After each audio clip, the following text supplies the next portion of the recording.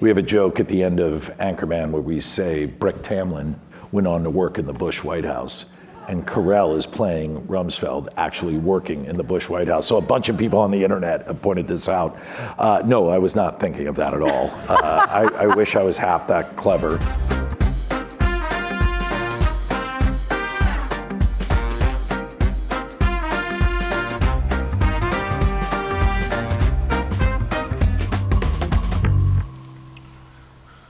What do you say? I want you to be my VP. Vice presidency is a mostly symbolic job. However, if we came to a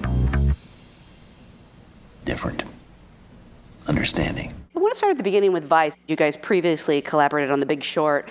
At what point did you start discussing the project that would become Vice, and what appealed to you about it? I just kept reading these books about Dick Cheney. I kept reading about him, and it was a weird itch where it felt like the door of history was about to close on this chapter. And I realized, like, I didn't know that much about this guy. And I kept digging in, and the more I did, the more I realized, like, oh, the arc of his life kind of follows the arc of America and the direction we've gone. So what's the plan? Well, the plan is to take over the damn place. His first act is really hard. I think the story of Dick Cheney is that there really isn't one in the first act, that it was really Lynn who pulled him out of Casper, that it was really Donald Rumsfeld who said, I like you, you keep your mouth shut. And so that was the trickiest part of the movie, were definitely those first 20 minutes over and over again. We had a whole chunk that was originally about the young Cheneys falling in love in Casper that was so beautiful, and we put it up in front of crowds and friends, and just no one cared. And you know, we refused to take it out. We refused. We were like, you're wrong. And people, you know, we'd screen the film for people, and they were... They hated it. Yeah, they hated it. It's like 8 minutes long, and in itself, it's lovely.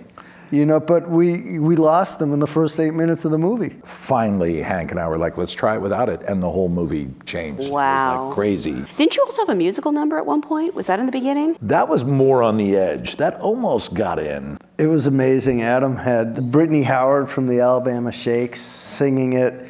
We had the choreographer from Hamilton.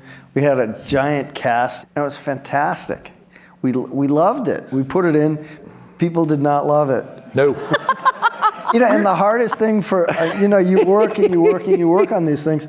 The hardest thing is to kill your babies. So we gonna do this thing, or what? I mean, is this happening? I believe we can make this work. Hot damn. My experience with Christian on The Big Short, I've just never seen someone dive into the question mark more than him. So I realized he was going to be a vital part of this. Mm-hmm. And I didn't worry about the physical. I mean, it's Christian Bale. You know he's going to get there. But with makeup, you do like 4 or 5 tests. And the first one starts kind of bad. And then it gets like respectable. And then it gets like, hey, I think we got it. And by the end, he came out in the makeup, in the suit, the wig was right, and he had done all his character work. And he started doing the walk of Dick Cheney, and it was one of the most chilling things I've ever seen in my life. Like the hair stood up on my arms without exaggeration. And I turned to my executive producer, Robin Woolley, and I was like, he's not playing him, he's summoned him. Like, he's in the room. I came out to the set, I had not a clue that it was Christian Bale. Really? Honestly, I wasn't quite sure. It certainly wasn't Dick Cheney at the time.